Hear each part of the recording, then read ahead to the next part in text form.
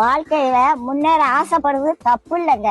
எதையாவது பண்ணி எப்படியாவது முன்னேறிடணும் அப்படின்னு நினைக்க கூடாது. அப்படி நினைச்சா ஏதாவது சிக்கல்ல மாட்டிக்கிடுவோம். கடவுள் உங்களை ஏத்த வேலையில உயர்த்த வருங்க. சில பேரு எப்படியாவது காசு பணத்தை சம்பாதிச்சிடணும், அப்பதான் வயசான காலத்துல நிம்மதியா உட்கார்ந்து சாப்பிடலாம்னு நினைப்பாங்க. வயசான காலத்துல காசு பணம் எல்லாம் இருக்கும், ஆனா ஒன்னும் அனுபவிக்க முடியாது. பாட்டி வீட்டுல ஒரு எலி ரொம்ப நாளா தொண்டை பண்ணிக்கிட்டு இருந்தது. அதை எப்படியாவது பிடிச்சிருந்தோன்னு கூண்டுக்குள்ள ஒரு தேங்காய் துண்டை குத்தி வச்சேன். ஒரு 9 மணிக்கு சத்தம் கட்டுச்சு, எலி மாட்டிக்கிட்டுச்சு. சரி இருக்கட்டும், காலையில எந்திரிச்சு காட்டு பக்கத்துல கொண்டு திறந்து விடுவோம் அப்படின்னு நினைச்சு தூங்கிட்டேன். காலையில பார்த்தா எலி உள்ளதான் இருந்துச்சு.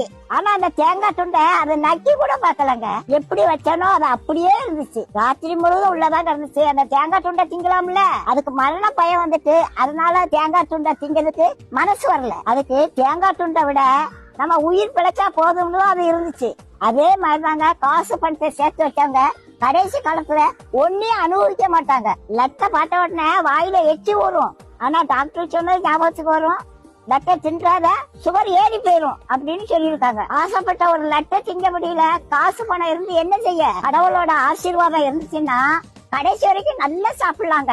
நாளைய தினத்தை குறிச்சு கவலைப்படாதீங்க. அந்தந்த நாளைக்கு அந்தந்த நாளோட பாடு போதுங்க. இன்னைக்கு சாப்பாடு கொடுத்த கடவுள் நாளைக்கு சாப்பாடு கொடுப்பாரு. நீதி நேர்மை உண்மை உத்தமமா மட்டும் வாழுங்க. கடவுள் ஒரு நாளும் உங்களுக்கு ஒரு குறையும் வைக்க மாட்டாங்க.